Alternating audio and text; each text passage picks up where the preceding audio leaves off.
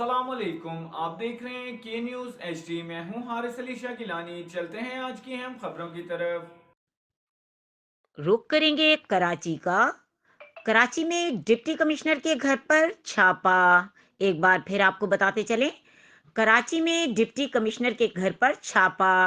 2 لاکھ تنخواہ لینے والے ڈی سی کے گھر سے 10 کروڑ ڈالر، 20 کروڑ پاکستانی روپے، 500 تولہ سونا برآمد کر لیا گیا۔ اس کے علاوہ مہنگی ترین ولایتی اور کروڑوں روپے کی شراب برآمد ہوئی ہے۔